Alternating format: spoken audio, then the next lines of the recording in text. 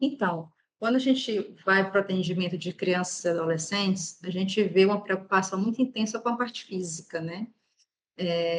Uma preocupação intensa com adoecimento, mesmo físico, com as diversas enfermidades aí que a gente tem hoje, né? Inclusive, às vezes, quando eu vejo, atendo que a avó está presente, ela, mas na minha época não era assim, mas na sua época não tinha tanta doença como tem hoje, né?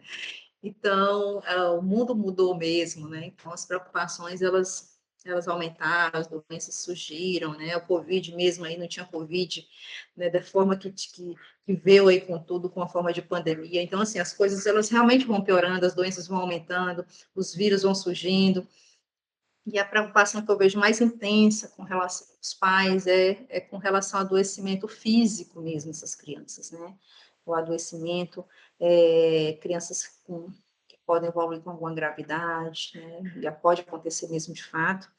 E basicamente essa é a preocupação maior. É claro que existe outros pormenores, mas uma coisa que eu vejo que também falta às vezes, eu acredito que é pelo sistema de saúde mesmo como um todo, mas falta aquela consulta mais preventiva, né, que a gente não vê mais hoje. Antigamente existia o médico da família, que era aquele médico que era médico da mãe, do pai, da criança, todo mundo, né? Ia em casa, mudou muito, claro, o cenário, mas a gente não tem mais essa forma preventiva. Então, você vê que até um ano ali os pais levam muito a criança, porque realmente a criança é mais sensível, mais frágil e tudo. Então, ela leva todo mês, a cada 2 meses. Passou de um ano, pronto, parece que a criança está independente, está com a imunidade lá em cima, e não é bem assim. E aí só procura, às vezes, né? Muitas vezes, quando a criança está em adoecimento mesmo físico, né? Então, eu acho que é uma coisa que é importante a gente pontuar por isso, porque eu não vejo mais tanto essa preocupação com a prevenção, né? Com a prevenção de doenças. Mas uma outra preocupação que eu vejo muito é porque a gente tem muita informação hoje. Então, tem muitos pediatras falando nas redes sociais, né? Pediatras confiáveis e outros nem tanto, muitos charlatões. E, às vezes, os pais se apegam àquelas informações, querem fazer, né? Lógico, quando é uma prática que é recomendada, que é cientificamente comprovada, ok, acho que a gente deve procurar fazer, mas é muita informação que a gente tem, e acaba que os pais não conseguem filtrar, selecionar, porque até para eles é difícil saber quem é sério, quem não é sério, por uma rede social, muitas vezes, né?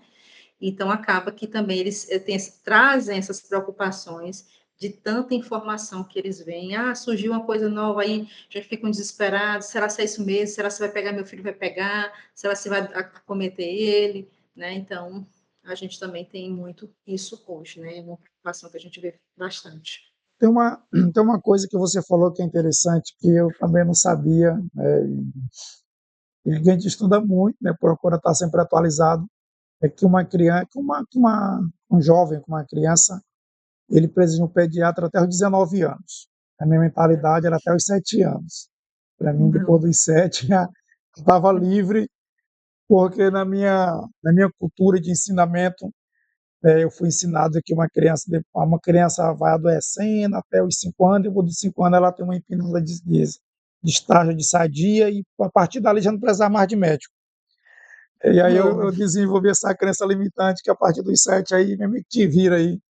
Você falou que até os 19, né, precisa de acompanhamento, e isso é importante os pais saberem, porque acredito que muitos pais também não sabem disso, né, e isso é Uhum. um problema sério que deve ser. Eu não sabia, né? Eu não sabia, até 19 É, anos, poxa, eu não sabia. é. Isso é bom que muitos pais Claro, saibam, possam saber. é, E aí, Navina, é claro, à interessante, medida que a criança sim, claro que à medida que a criança vai crescendo, essas consultas vão se tornando menos frequentes. Então, por exemplo, um bebê até um ano, ele vai todo mês para o pediatra, pelo menos deveria ir todo mês. Aí depois, por exemplo, com 6 anos, 7 anos, vai uma vez no ano, uma vez a cada 6 meses, ou só quando adoece. Então, vai diminuindo. O adolescente, pelo menos uma vez no ano, fazer o check-up, fazer a avaliação clínica, né? Então, vai diminuindo a visita ao pediatra, mas a gente atende até 19 anos, sim. nesse caso aí também tem outra coisa que é importante a gente pontuar, é a questão do estado de saúde da criança, né? O estado da saúde Isso, da criança. Tipo, se isso, for uma criança sadia, então é um procedimento. Se não for uma criança sadia, isso, outro procedimento. Então vai. É exatamente. relativo essa Uhum. situação, vai ser muito Isso. relativo. Tudo isso, Muito tudo bom. isso vai influenciar. Uhum. É.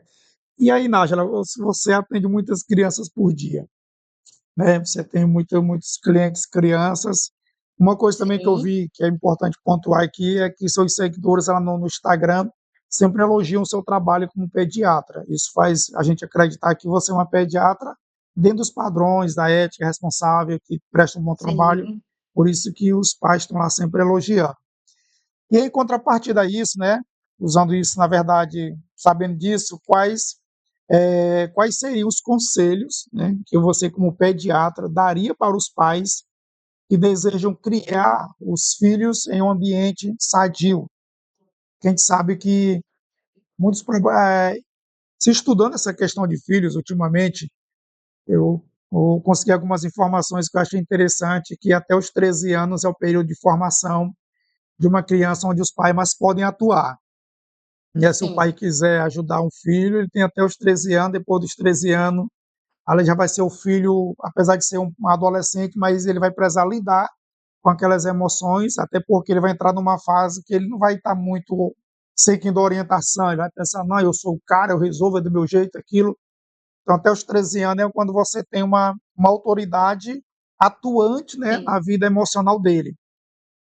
Passando essa idade aí, já os pais que não sabem vão saber disso, que já vai ter um protocolo diferente para você trabalhar a partir dos 13 anos, né? E uma coisa muito bacana que Uhum. eu não sabia, que estou estudando e Sim, aprendendo agora recente. Então, muito com base bem. nisso, né, quais seriam os conselhos que você daria para que os pais possam ter um ambiente sadio para esses filhos, para que tanto, não só a questão física de saúde, mas emocional, eles possam ser crianças de verdade felizes? Quais seriam as Pois dicas? é.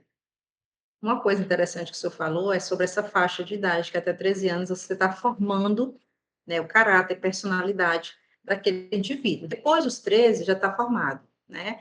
Então, assim, você vai poder atuar, vai poder atuar, mas vai ser mais difícil a mudança, não é impossível, claro, porque nós somos seres humanos, o cérebro ainda está em formação mesmo depois dos 13, ainda está em desenvolvimento, mas é mais difícil, dá mais trabalho.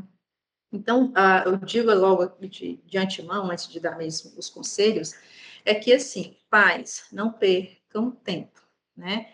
Não percam tempo. Achar que, vou deixar passar, vou deixar seguir, e quando crescer resolve. Não resolve, não resolve. O que é ruim tende a piorar, né, com o tempo.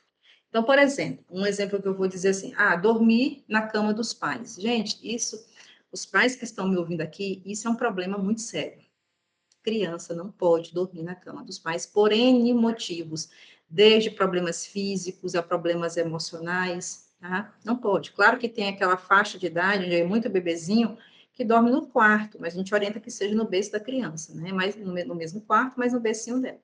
Mas depois a criança ela tem que passar para a cama dela, para o quarto dela. Né? Isso vai ser um processo, claro, gradativo. E aí tem crianças 10 anos dormindo com pai e mãe. E a gente orienta, né? E, não, mas quando cresce, ali na adolescência melhora. Não melhora. O que é ruim, quando cresce, piora. E se você começa a fazer a intervenção cedo, é mais fácil, dá menos trabalho, a criança ela responde de forma mais rápida ao seu ensino, à sua intervenção. Depois que cresce, é mais difícil, porque a personalidade está formada, o caráter está formado, então a criança ela já tem, como você mesmo falou, já acha dona de si mesmo, já acha que consegue fazer tudo só, que não precisa de mais ninguém, né? Então, vai dar mais trabalho, às vezes se torna rebelde, tá? Então, a primeira coisa que eu quero dizer para vocês é que o que a gente orienta, por exemplo, o que eu oriento nas consultas e o que eu oriento nas redes sociais, ela é baseada em evidência científica, tanto para as coisas físicas quanto para as emoções, para o emocional.